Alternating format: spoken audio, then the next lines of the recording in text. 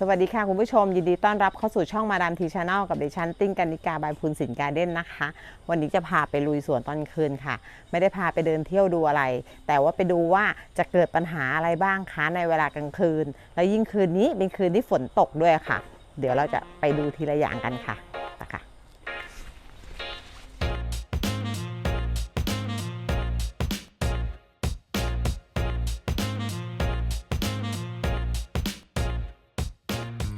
ก่อนจะไปดูอย่างอื่นเลยนะคะเราจะพามาดูดอกไม้บานในตอนกลางคืนค่ะบางคนสงสัยว่าเฮ้ยทำไมบอกดอกไม้บานตอนกลางคืนใช่ไหมจริงๆแล้วดอกไม้เนี่ยนะคะเขาจะมีเวลาบานของเขาซึ่งแต่ละชนิดก็คือจะมีเวลาบานไม่เหมือนกันดอกไม้ที่บานตอนกลางคืนก็มีตัวอย่างเช่นเจ้าฟิโลค่ะฟิโลเดนดอนเนี่ยนะคะดอกเขาจะบานตอนกลางคืนค่ะแต่ตัวนี้ยังไม่บานนะถ้าหากว่าบานแล้วปลีดอกของเขาอะค่ะมันก็จะเผยทีนี้ดอกฟิโลเนี่ยนะคะเขาจะบานแค่เพียง1 คืนเท่านั้นค่ะนักผสมพันธุ์เนี่ยนะคะเขาก็จะคอยจ้องคอยเฝ้าสังเกตดูจากอุณหภูมิที่กระเป๋อดอกเนี่ยค่ะตรงช่วงนี้นะคะที่ติ้งเรียกว่ากระเป๋อดอกอะค่ะก็คือช่วงด้านล่างนะคะเขาจะป่องแล้วก็จะบวมขึ้นนะคะแล้วก็ตรงนี้ก็จะมีอุณหภูมิสูงขึ้นเมื่อเวลาดอกไม้ดอกฟิโลเดนดอนนี่เขาสุกนะคะดอกเขาพร้อมที่จะบานนะพร้อมที่จะผสมพันธุ์นะคะความชำนาญของการที่เขาเป็นนักผสมนะคะเขาจะสามารถรู้ได้ว่าช่วงกระเป๋อดอกเนี่ยมีอุณหภูมิสูงไหมอันนี้คืออาศัยความชำนาญค่ะแต่ถ้าเกิดเป็นในต่างประเทศเขาก็จะมีโทรโมมิเตอร์เนาะใช้สำหรับวัดอุณหภูมิค่ะดอกของฟิโลเดนดอนจะบานในช่วงหัวค่ำค่ะนอกจากฟิโลเดนดอนแล้วยังมีดอกไม้ชนิดอื่นอีกนะคะที่บานในตอนกลางคืนเดี๋ยวลองเดินหาดูก่อนนะคะว่าคืนนี้จะมีดอกไม้อะไรบานบ้างค่ะทีนี้เราก็จะพามาดูที่เจ้าต้นสิงหโมลานะคะชื่อวิทยาศาสตร์เขาก็คือไคโตสเปอร์มาอยู่ในกลุ่มของอาราซีเอเหมือนกันค่ะดอกเขาบานตอนกลางคืนค่ะแต่อันเนี้ยเป็นดอกที่เกสรตัวเมียเนี่ยได้บานไปแล้วนะคะเขาบานอยู่ในฝักเดียวกันค่ะแต่ว่าบานไม่พร้อมกันใช่ป่ะคะตัวนี้เป็นช่วงของเกสรตัวผู้ละเนี่ยค่ะสังเกตได้ถ้าเป็นเกสรตัวเมียนะคะลักษณะของเกสรตัวเมียที่บานมันก็จะเป็นเหมือนกับเป็นน้ำเชื่อมเป็นวุ้นๆนะคะแต่ว่าถ้าเป็นลักษณะของเกสรตัวผู้ก็จะเป็นลักษณะเป็นฝุ่นค่ะวิธีการที่เขาจะผสมกันได้ก็คือใช้คนละดอกไปหาดอกที่เกสรตัวเมียบานสมมุติว่าถ้าเจ้าตัวเนี้ยดอกตัวเมียเขาสุกใช่ปะคะเราก็จะใช้ละอองเนี่ยค่ะป้ายลงไปบนรังไข่ของเขาเนี่ยค่ะเขาก็จะเกิดการผสมกันแบบนี้นะคะก็เป็นลักษณะของการจำลองวิธีการผสมพันธุ์ตามธรรมชาติค่ะโดยตามธรรมชาติแล้วก็จะใช้เจ้าแมลงเนี่ยนะคะพอเวลาเขามาตอมเนี่ยเขาก็จะไปไต่เอาฝุ่นของเกสรตัวผู้จากดอกอื่นเนี่ยนะคะตามธรรมชาติเขาก็จะมาตอมที่เกสรตัวเมียซึ่งมีน้ำหวานอยู่ใช่ไหมคะมันก็จะเป็นการผสมกันเพื่อที่จะข้ามดอกพวกตุ่มพวกนี้นะคะเมื่อมีการผสมแล้วเนี่ยค่ะก็จะติดออกมาเป็นเมล็ดค่ะเดี๋ยวเราลองดูดอกอื่นกันบ้างว่าไม่รู้ตัวไหนจะเจอตัวเมียบ้างนะคะช่วงหัวค่ำเราก็จะสามารถเห็นได้ง่ายแต่บางทีจะดูยากหน่อยเนื่องจากว่า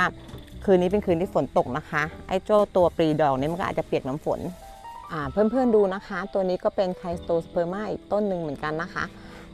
อันนี้เป็นฝักที่ได้รับการผสมแล้วอย่างที่ติ้งบอกไปเมื่อกี้นี้ที่ปลีดอกถ้าหากว่าอันไหนที่มีการผสมเกสรข้ามระหว่างตัวผู้มาหาตัวเมียแล้วนะคะปลีดอกก็จะกลายเป็นผลของเขานี่แหละค่ะแต่ถ้าไม่ได้รับการผสมแบบนี้ปลีดอกก็จะแห้งไปก็ไม่ติดผลไม่ติดฝักใช่ป่ะคะนี่สำหรับคนที่มีความเชี่ยวชาญสามารถจับได้ว่าต้นไม้ชนิดไหนมีอุณหภูมิสูงหรือว่าใช้โทรโมมิเตอร์ช่วยวัดอุณหภูมินะคะอีกสิ่งหนึ่งที่สามารถช่วยได้สำหรับตัวติ้งนะติ้งก็จะดูจากแมลงค่ะถ้าหากว่าตัวเองไม่เก่งยังดูไม่เป็นว่าอันนี้มีอุณหภูมิสูงหรือยังหรือว่าไม่มีโทรโมมิเตอร์ที่จะมาวัดอุณหภูมิหรือไม่ได้มีความเชี่ยวชาญในการมองว่าดอกสุกหรือไม่สุกนะคะเราก็มองได้จากเจ้าแมลงค่ะก็จะมีแมลงตัวเล็กๆนี่แหละค่ะมากินน้ำหวานในเวลาที่ดอกไม้บานเหมือนกันค่ะเหมือนกับเวลาที่เจ้าผึ้งเขาก็จะมาตอมดอกไม้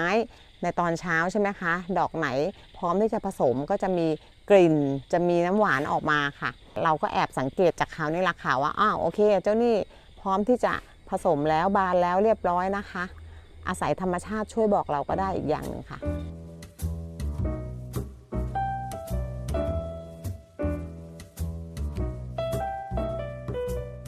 ตอนนี้เราเจอปัญหาแล้วนะคะ โรคยอดฮิตที่มากับช่วงหน้าฝนค่ะก็คือโรคใบเน่าที่เกิดจากเชื้อราค่ะเชื้อราที่เป็นสาเหตุให้ใบเน่าก็คือเป็นพวกเชื้อราแอนแทกโนสค่ะเชื้อราพวกนี้ค่ะจะเจริญเติบโตได้ดีเนื่องจากว่ามันมีความชื้นสูงนะคะเวลาก่อนฝนจะตกใช่ไหมคะเราก็จะสังเกตเห็นได้ว่า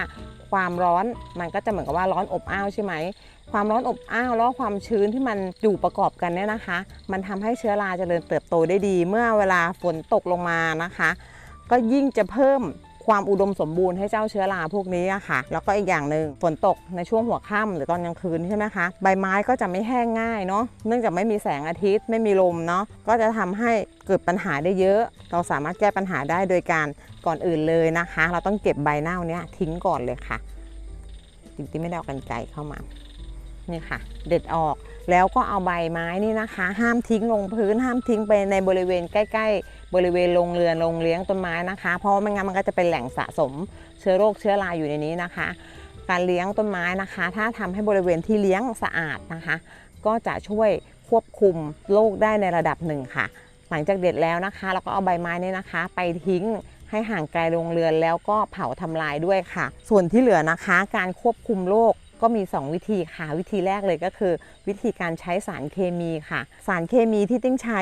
อย่างสม่ำเสมอและสามารถควบคุมโรคเชื้อราได้ค่อนข้างกว้างนะคะก็คือคาร์เบนดาซิมค่ะแต่บางคนก็ไม่อยากใช้สารเคมีใช่ไหมคะเราก็สามารถใช้สารชีวภาพได้ค่ะสารชีวภาพตัวนี้ก็ได้แก่พวกเจ้าไตรโคเดอร์มาค่ะแต่การใช้ไตรโคเดอร์มานะคะจะเหมาะมากกับเวลาที่ฝนตกกลางคืนแบบนี้ค่ะเนื่องจากว่าไตรโคเดอร์มาเนี่ยจะต้องฉีดในตอนที่พระอาทิตย์ตกดินแล้วนะคะการทำงานของเชื้อราไตรโคเดอร์มาจะมากินเชื้อราแอนแทกโนสพวกนี้นะคะในตอนกลางคืนเพราะว่าเจ้าเชื้อราไตรโคเดอร์มาก็ชอบความชื้นเหมือนกันเขาก็จะเกิดการขยายจำนวนของเขาได้มากเขาก็จะมากินเชื้อราที่เป็นโทษกับต้นไม้ของเราค่ะติ้งรู้ได้ยังไงคะว่าเชื้อราตัวนี้มันเป็นเชื้อราแอนแทกโนสนะคะติ้งเคยบอกคุณแล้วในคลิปอะไรสักอย่างจำไม่ได้ละเนี่ยค่ะลักษณะของแอนแทกโนสนะคะวงรอยของโรคเนี่ยนะคะมันจะเป็นชั้นๆมันจะมีเป็นวงขยายตัวออกกว้างเป็นชั้นเหมือนขนมชั้นอะรอยโรคเขาจะเป็นสามารถมองเห็นได้เลยว่ามันจะเป็นชั้นแบบนี้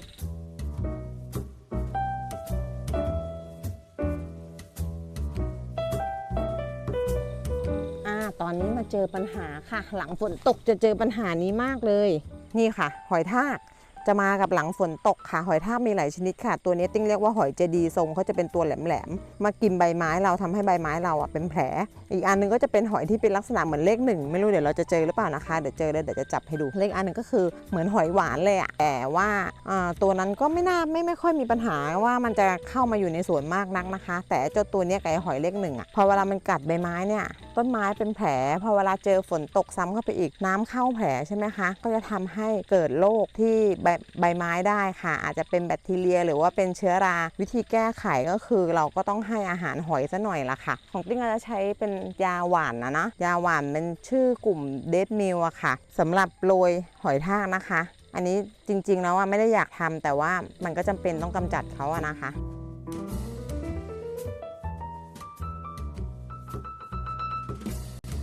เจ้าศัตรูพืชอีกอย่างหนึ่งที่มาในตอนกลางคืนนะคะก็เป็นพวกกลุ่มแมลงตัวบินค่ะพวกนี้ก็คืออยู่ในกลุ่มพวกแมงหวีขาวค่ะแมงหวีขาวนี่จะมีปัญหากับพิงค์พรินเซสค่อนข้างมากเนื่องจากว่าพอเวลาเจ้าแมงหวีขาวเนี่ยมาดูดหรือมาเจาะน้ำเลี้ยงที่ใบพิงค์พรินเซสแล้วนะคะก็จะทิ้งร่องรอยที่เจ็บปวดให้กับคนรักเจ้าพิงค์นะคะเนื่องจากใบเขาเป็นสีเข้มพอเวลาเจ้าแมลงเนี่ยมาดูดน้ำเลี้ยงแล้วเนี่ยแผลเป็นนะคะมันก็จะออกเป็นสีน้ำตาลอ่อนซึ่งมันจะทำให้เห็นแผลเป็นจุดๆเต็มบนใบได้ชัดเจนเลยค่ะแมลงตัวบินเนี่ยนะคะจะอาละวาดช่วงไหนก็คือก่อนหน้านี้ค่ะสักประมาณเดือนที่แล้วนะคะเจ้าแมลงตัวบินพวกกลุ่มแมงหวีขาวเนี่ยจะค่อนข้างอาละวาดหนักมากค่ะวิธีแก้ของเราก็คือเราก็จะใช้แผ่นดักแมลงค่ะซึ่งติ้งเคยทำวิธีทำแผ่นดักแมลงนี้ไว้ให้แล้วนะคะเดี๋ยวแปะลิงก์ไว้ให้ดูค่ะนอกจากนั้นเราก็ยังสามารถช่วยกำจัดแมลงตัวบินพวกนี้ได้ด้วยการใช้ยานะคะยาหยอดก็คือเป็นพวกสตาร์เกิลจีค่ะกลุ่มสตาร์เกิลจีค่อนข้างใช้ได้ดีแล้วก็ค่อนข้างปลอดภัยกับผู้ใช้ด้วยนะคะก็คือเป็นลักษณะของสตาร์เกิลจีที่เป็นตัวใส่เข้าไปในวัสดุปลูกอะค่ะใส่เดือนละครั้งเมื่อเจ้าสตาร์เกิลจีละลายแล้วนะคะต้นไม้ดูดเข้าไปอะค่ะเขาก็จะเป็นพิษกับแมลงก็จะไม่มายุ่งกับต้นไม้ของเราค่ะ ปัญหาใหญ่อีกเรื่องหนึ่งนะคะเกี่ยวกับเจ้าแมลงเนี่ยค่ะไม่ใช่เพียงแค่เจ้าแมลงหวีขาวหรือว่าเจ้าตั๊กแตนอะไรพวกนั้นยังไม่พอนะคะเราเห็นผีเสื้อสวยๆเนี่ยนะคะไม่ได้หมายความว่าผีเสื้อจะไม่ทำร้ายต้นไม้เราค่ะผีเสื้อมันไม่ได้มากัดใบไม้เราก็จริงแต่ว่าเจ้าผีเสื้อนะคะวัฏจักรของเขาในเวลาที่เป็นตัวอ่อนน่ะก็จะเป็นหนอนเจ้าหนอนพวกนี้ค่ะก็จะมากินต้นไม้ของเราสามารถมองเห็นได้เลย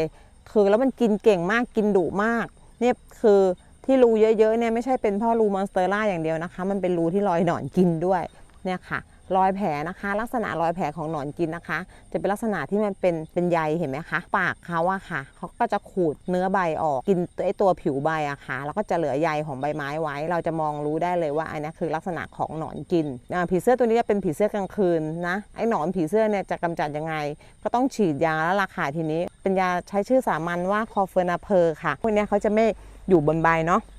เขาจะหลบอยู่ด้านล่างของใบค่ะเพราะงั้นเวลาฉีดด้านบนก็จะไม่ค่อยได้ผลค่ะต้องฉีดช้อนจากด้านล่างขึ้นมาค่ะเพื่อที่จะให้ยาเนี่ยโดนตัวหนอนโดยตรงค่ะโอเคค่ะนอกจากรอยอย่างนี้แล้วก็เหมือนเดิมค่ะเมื่อมีแผลก็อาจเกิดการติดเชื้อก็จะทำให้เกิดโรคแบคทีเรียหรือเชื้อราแทรกซึมเข้ามาฉวยโอกาสเข้ามาทางบาดแผลที่โดนเจ้าแมลงพวกนี้กัดค่ะ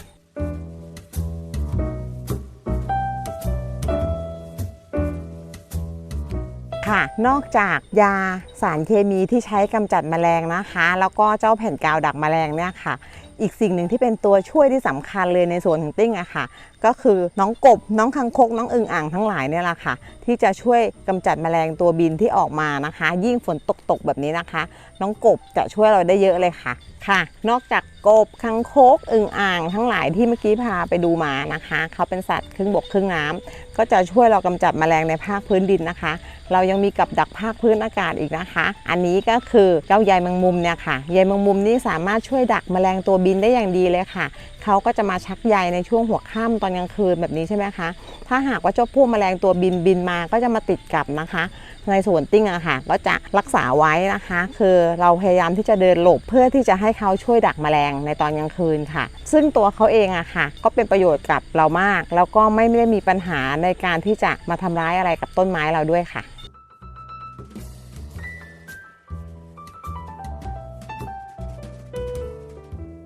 จะมีแมลงตัวบินนะคะไอ้ที่บินแล้วมันดุกว่านั้นก็คือยุงค่ะยุงในสวนเยอะมากจริงๆตอนนี้ก็ค่ำมากแล้วนะคะเราต้องลากันไปก่อนสำหรับวันนี้นะคะฝันดีราตรีสวัสดิ์ค่ะแล้วกลับมาเจอกันใหม่นะคะอย่าลืมฝากกดแชร์กดไลค์กด Subscribe ด้วยนะคะขอบคุณค่ะสวัสดีค่ะ